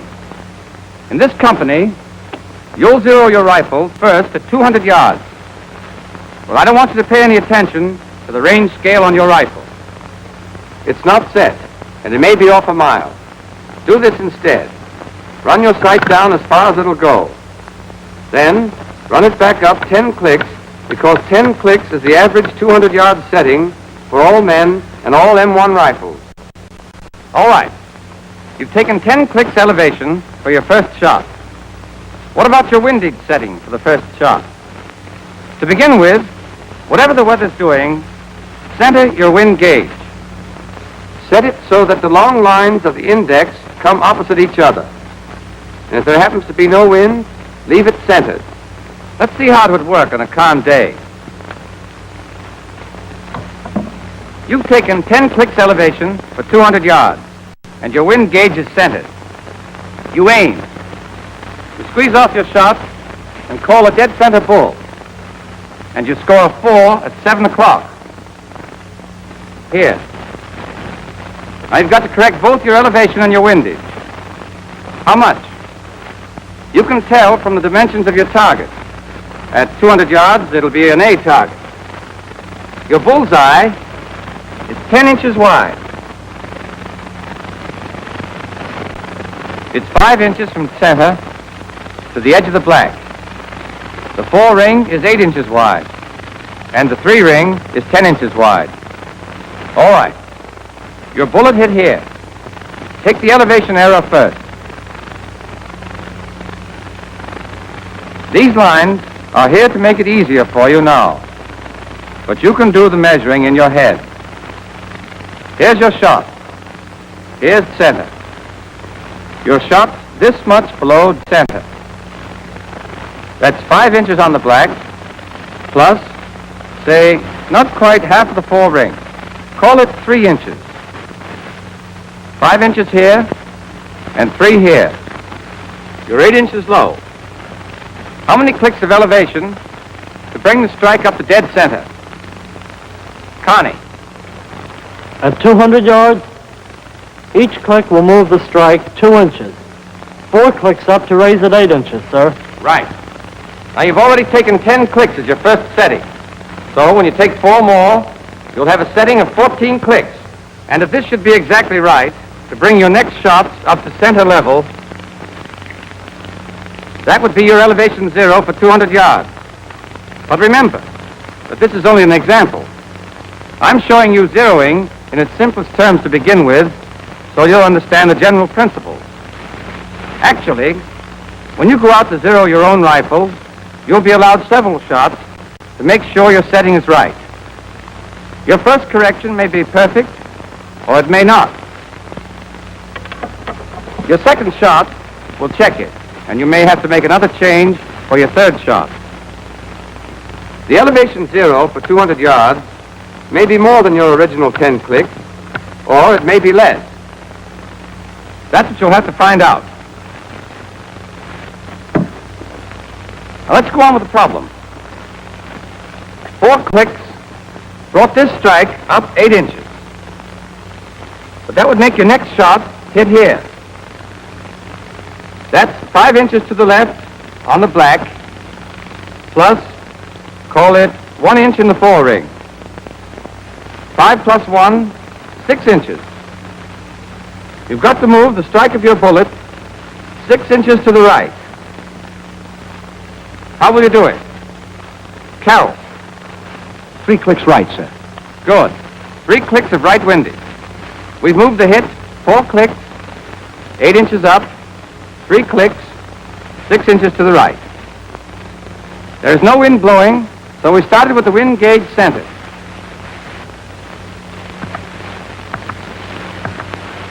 And now you have the setting that ought to make the bullet hit where it's aimed. Ought to, I said, because this is still an example. And I've simplified it to make the figuring clear. But you've got to check your own corrections by firing several shots before you can be sure of your zeros. Now, let's see how we zero your rifle when there is a wind. You simply adjust your wind gauge to correct for the wind it's blowing. Once you've done that, you go on with your zeroing exactly as if you were on the range in a dead calm. Let's see how it works. Say you're firing at 200 yards again. So, you take 10 clicks of elevation. Now, this time, you have a 15-mile wind from 8 o'clock. You start by making an allowance for the wind. What allowance will you make?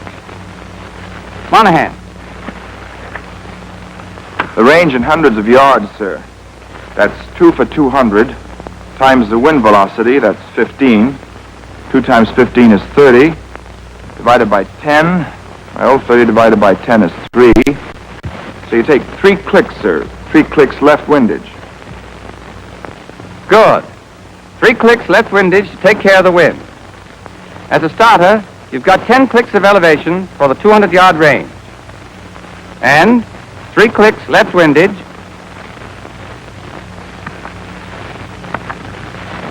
for the 15-mile wind at 8 o'clock. You're ready for your first shot. Correct position, correct sight picture, correct trigger squeeze. To make it simple, let's say you call a center bull again. You've disked before at 4 o'clock. You figure exactly as you did before. Elevation first. What's your elevation error? Field. I'd say the hit's about 2 inches below the bottom of the black, sir. That would be 7 inches low. Right. 7 inches low. So what do you do? To raise it 7 inches at 200, you'd want 3.5 clicks, sir. You take 4, sir. Correct. 4 clicks up. But you've already got 10 clicks. What does that give you? Your original 10 clicks weren't enough for this rifle. You take 4 more, that gives you 14. So your elevation zero at 200 yards is 14 clicks, sir. Yes and no, Field. It's your elevation zero if your next shot proves that it is. But you've got to check it and check it again. Now for windage. What's your correction? Walters. Well, sir, the hit's about halfway across the fore-ring. That's 4 inches, sir. The center is about 5 inches in the black. 4 and 5, that's 9, sir. Good. 9 inches. What are you going to do about it? I'm going to take left windage, sir. How much left windage to move the hit over 9 inches to the left? Well, at 200 yards, takes 1 click to move 2 inches. Divide 9 inches by 2, that's 4.5 clicks. You take 5 clicks left, sir. Okay. 5 clicks left. Now, what's your windage setting? You started with 3 clicks left for the wind. Now you're taking 5 clicks more. That's 8 clicks left windage, sir. Okay. 8 clicks left is your setting. Is that your zero? No, sir, because 3 of those 8 clicks are for the wind, and that doesn't count in your zero. Your zero is 5 clicks left, sir. That's exactly it, Walters. You all see that? Now, suppose you know that your zero is 5 clicks left. And the next time you go on the firing line, you have a 15-mile wind blowing from 3 o'clock, so that you have to take 3 clicks of right windage. How will that affect your zero? Jackson. That doesn't affect your zero at all, sir. Good. Do you all see that? Your zero windage is one thing, and your windage setting is another. Now, you know your zero is 5 clicks left, so you set your wind gauge at 5 clicks left.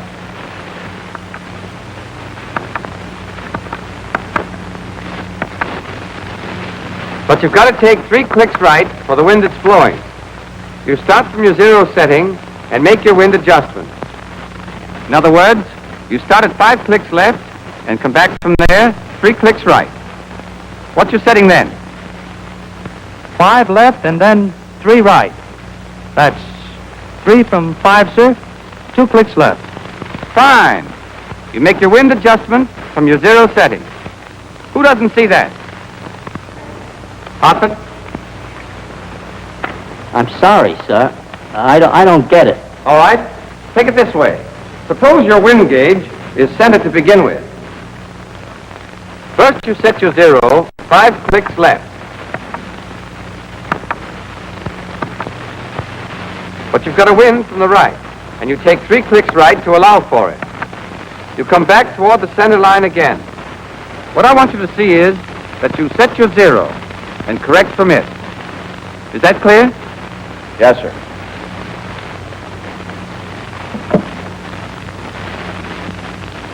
The elevation setting's simple. Your original 10 clicks are the average setting for 200 yards. Your first shot shows whether it's too much, too little, or just right for your rifle. You make whatever correction you need to hit exactly where you aim each shot. Check it, and that's your elevation zero. Any other questions? Let's have another problem. Another man, another rifle. We'll stick to the 200-yard range because it's clear and simple. But don't forget, you'll have to zero your rifle for 300 and 500 yards, too. The figures for these other ranges are different, but the principle is exactly the same. All right? Say you have a wind from 5 o'clock, and you estimate its velocity at 10 miles an hour. What wind allowance will you make? Crandon. 10 miles an hour at 5 o'clock, sir? That would be 2 for 200. Times 10 for 10 miles an hour. Divided by 10. So the 2 tens cancel, and there's 2 clicks right. Do you agree with that? Matthews? No, sir, because the wind is from 5 o'clock and you make only half the allowance. 1 click right, sir. That's it. Remember that, Crandon. Half the allowance for winds from 1, 5, 7, and 11 o'clock. Okay. The wind gauge is centered to start with. You take 1 click of right windage. How do you set your elevation to start with? Falcon.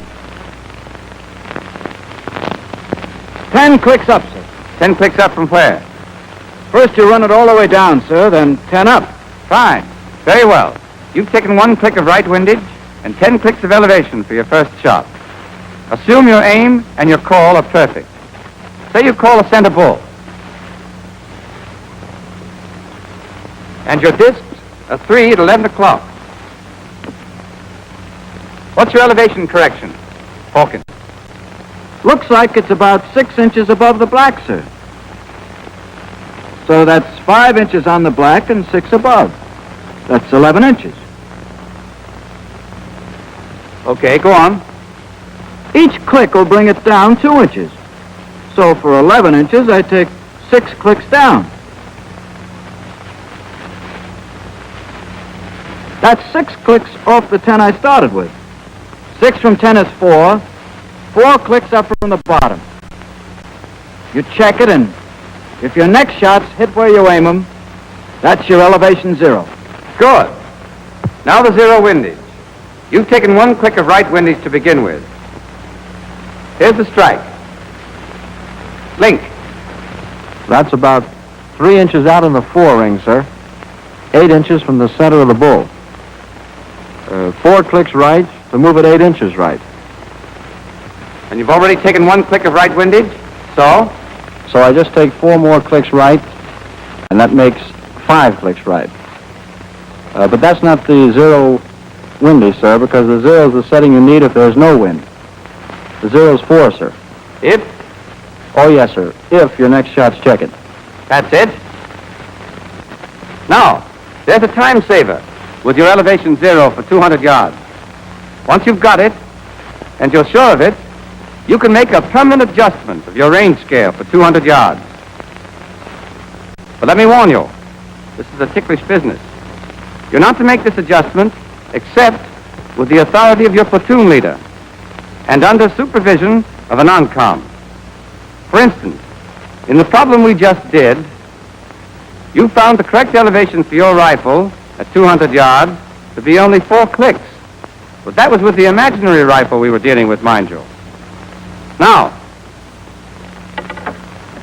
with your rifle, you may find the 0 to be 7, 12, or 15 clicks. Whatever the number is, be sure that your elevating knob is set that many clicks from the bottom. Then, loosen the screw you see there in the middle of the elevating knob. Move the scale so that it's set for 200.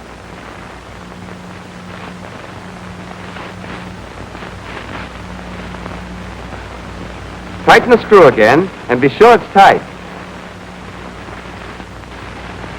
If it's not, you'll lose your elevating knob. That's how you set your correct 200-yard elevation for keeps. But remember, that's for 200 yards only. You have to zero separately for 300 and 500 yards. All of your zeros are important. Let me say it again. Write them in your scorebook and learn them by heart. That scorebook can be a lot of help to you if you use it right. Look through it. If you get rusty on the elevation and windage rules, here they are, with tables and examples that show you how they work. Here are the dimensions of A and B and D targets. Here are windage diagrams too. They show the correct allowances to make for winds of various velocities all around the clock for the 2, 3, and 500-yard ranges. But I don't want you to get the habit of depending on the book for wind allowances. Shooting at targets is only your training for the bigger job you'll be doing later. and you don't take a scorebook into combat. First of all, of course, the scorebook is for keeping track of your scores and how you made them. Turn to the rifle recording sheet. Take one that's headed 200 and 300 yards, slow fire recording sheet, and I'll go through it and show you how to use it. All right, place. Give the name of your post, camp, or station, in this case, Fort Benning. Then today's date, the hour, wind velocity, say 10 miles, from 7 o'clock. The light is bright. Weather, warm. Range, 200.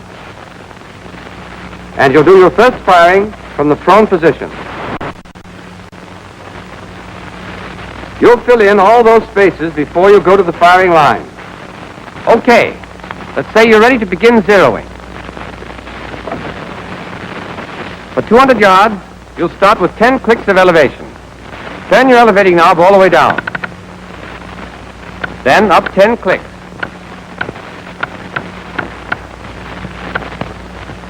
Now for windage. You've got a 10-mile wind from 7 o'clock. That's 2 for 200 yards, times 10 for the wind velocity, divided by 10, which gives you 2. But you only take half of that for 7 o'clock, which is 1. 1 click left windage because the 7 o'clock wind's from your left. Write these settings down. Position, sight picture, trigger squeeze, all correct. So, you fire your first shot. You call a center 5 and immediately make a dot in the center of the little circle under call in your scorebook. The call is important. Don't forget to put it down. Now, your disc for 3 at 8 o'clock. Enter the actual hit on the M1 target in your scorebook. Number it 1 because it's your first shot and you've got to keep track. Then mark the score in the value column under val. A 3. Now, adjust your sight. The chances are you won't get a perfect setting the first time, but make your corrections. Use your target dimension. From the center to the edge of the bowl is 5 inches. Say this hit is 6 inches low. So you'll want 3 clicks more of elevation. That's your original 10 clicks and 3 clicks more. So 13 clicks is the elevation you'll use for your second shot. Put it down and change your setting. Now, I estimate that this hit is 12 inches to the left of center. At 200 yards, it'll take 6 clicks right. Now, you started with 1 click of left windage, and your corrected setting, when you've turned your wind gauge 6 clicks right from the 1 click left, will be 5 clicks right. Put that down in your scorebook.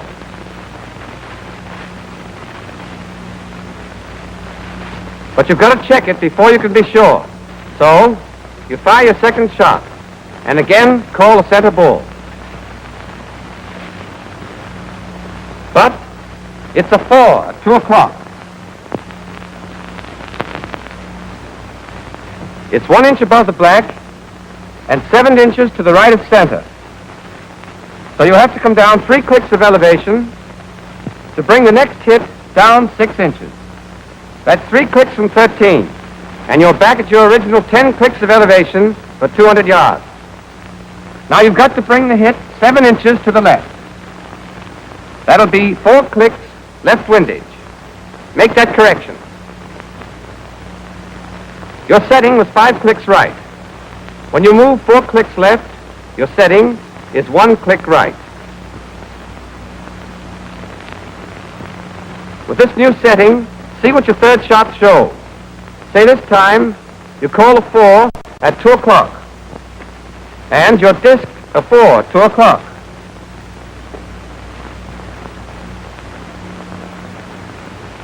Well, that's fine. Your shot hit where you called it. You made your correction, and checked, and corrected again, and checked once more to make sure you were right. So now, you can write your zeros in your scorebook. Elevation 0, put down the setting you had when you hit where you aimed. 10 clicks.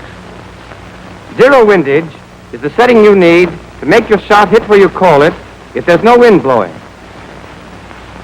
You took 1 click left windage for a 10-mile wind at 7 o'clock. But your final setting, when your shot did hit where you called it, was 1 click right. The correction you had to make then was 2 clicks to the right of your wind setting. The windage you take for the wind that's blowing is not part of your 0. If the wind died down, you'd have to take off those clicks, and you'd have your 0 windage setting, because that's the setting you need for a dead calm. Now, if there had been no wind, and your wind gauge would have been centered, so your correction would have been 2 clicks to the right of center. And that's your 0 windage, 2 clicks right. Put it down in the space provided for it, under the M1 target, 2 clicks right. And now you're ready to fill out your rifle recording sheet. Put down your rifle number, the ammunition lot number from the base of one of your cartridges you were using, 0 elevation for 200 yards, and 0 windage for 200 yards. One last word on zeroing. Make sure your call is right, and always mark it in a call circle. Call what you see the instant the rifle fires, and you'll be on your way to making a good shot. This is my last talk to you before this company goes out on the range.